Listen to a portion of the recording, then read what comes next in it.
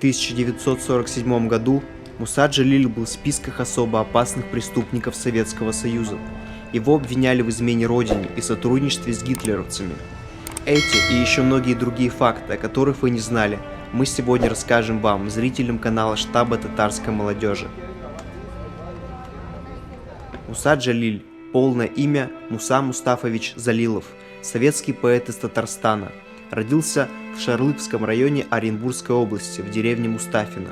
Отец Мустафа и мать Трахима с раннего возраста приучали своих детей ценить труд и уважать старшее поколение. Мусу даже не нужно было принуждать к школьным занятиям. К знаниям у него была особая любовь. В учебе он был очень старательным мальчиком, обожал поэзию, а свои мысли выражал необычно красиво. Это заметили и учителя. Свои первые стихи Муса написал в 10-летнем возрасте. Когда Мусе было 13 лет, он вступил в комсомол. После окончания гражданской войны принимал участие в создании пионерских отрядов. Вскоре Муса Джалиль был избран членом Центрального комитета ВЛКСМ Татарско-Башкирского бюро и поступить в Государственный университет. Таким образом, Муса в 1927 году стал студентом МГУ на этнологическом факультете. На протяжении всей учебы в высшем заведении он писал свои красивые стихи на родном языке. Их переводили и читали на поэтических вечерах. Лирика Мусы пользовалась успехом. В 1931 году Джалиль получил диплом об окончании МГУ и был направлен в Казань. При ЦК ВЛКСМ издавались татарские детские журналы. Муса работал в них редактором. Воскресным июньским утром Муса должен был поехать с семьей на дачу к друзьям. Они стояли на перроне, ждали электричку, когда по радио объявили, что началась война. Когда они приехали за город и вышли на нужной станции, его друзья радостно с улыбками встречали Мусу и махали издалека руками. Как бы не хотелось ему это делать, но пришлось сообщить страшную новость о войне. Весь день друзья провели вместе, не ложились спать до утра. Расставаясь, Джалиль произнес: «После войны кого-то из нас уже не будет». На утро он явился в военкомат с заявлением отправить его на фронт. Но сразу Мусу не забрали, сказали каждому ждать своей очереди. Повестка пришла Джалилю 13 июля. В Татарии как раз формировался артиллерийский полк, туда он и попал. Когда командованию стало известно, что Муса Джалиль известный поэт, депутат городского совета, бывший председатель Союза писателей, его хотел демобилизовать, отправить в тыл. Но тот ответил, что обязан быть на фронте. Тем, кому удавалось быть рядом со старшим политруком Ленинградского и Волховского фронтов Мусой Джалилем, поражались, насколько этот человек всегда мог сохранять выдержку и спокойствие. Даже в самых тяжелых условиях, попав в окружение, когда не оставалось ни одного глотка воды и сухарика, он учил однополчан находить съедобные травы и ягоды.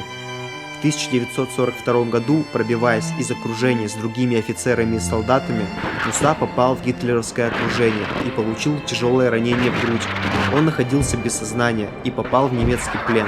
В советской армии Джалиль с этого момента считался пропавшим без вести, а на самом деле начались его длинные скитания по немецким тюрьмам и лагерям. Здесь он особенно понял, что такое фронтовое товарищество и братство. Больных и раненых фашисты убивали. Выискивали среди заключенных евреев и политруков. Товарищи всячески поддерживали Джалиля. Никто не выдал, что он политрук. Раненого его буквально переносили из лагеря в лагерь, а во время тяжелых работ специально ставили его дневальным по бараку. Муса хотел быть полезным своей родине даже здесь. Он создал подпольную организацию в лагере в Польше. После поражения под Сталинградом фашисты задумали создание легиона из советских военнопленных нерусской национальности. Военные подпольщики дали согласие на участие в легионе, но когда их послали на фронт, они развернули свое оружие против немцев и примкнули к белорусским партизанским отрядам. В заключении Мусу Джалиля немцы назначили ответственным за культурно-просветительную работу. Ему приходилось ездить по лагерям. Пользуясь моментом, он вербовал новых и новых людей в подпольную организацию. Он даже смог установить связи с подпольщиками из Берлина. В конце лета 1943 года подпольщики готовили побег многих заключенных, но нашелся предатель, кто-то выдал замыслы подпольной организации. Немцы арестовали Джалиля за то, что он был участником и организатором подполья. Немцы казнили его 25 августа 1944 года.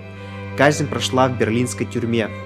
В 1946 году в Советском Союзе На поэта было заведено разыскное дело по обвинению в измене родине и сотрудничестве с гитлеровцами. В 1947 году он попал в списки особо опасных преступников.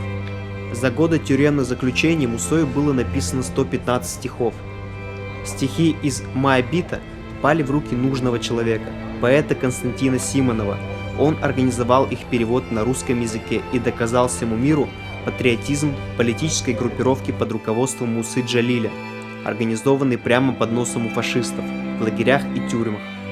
Симонов написал о Мусе статью, которую напечатали в 1953 году в одной из советских газет. С клеветою на Джалиля было покончено, и по стране началось триумфальное осознание подвига поэта. Муса Джалиль был удостоен звания Героя Советского Союза, которое было присвоено ему посмертно в 1956 году, а в 1957 году посмертно его наградили Ленинской премией.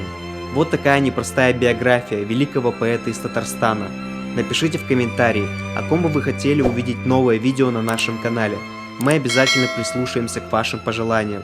Не забудьте подписаться на наш канал и поставить видео лайк. До новых встреч!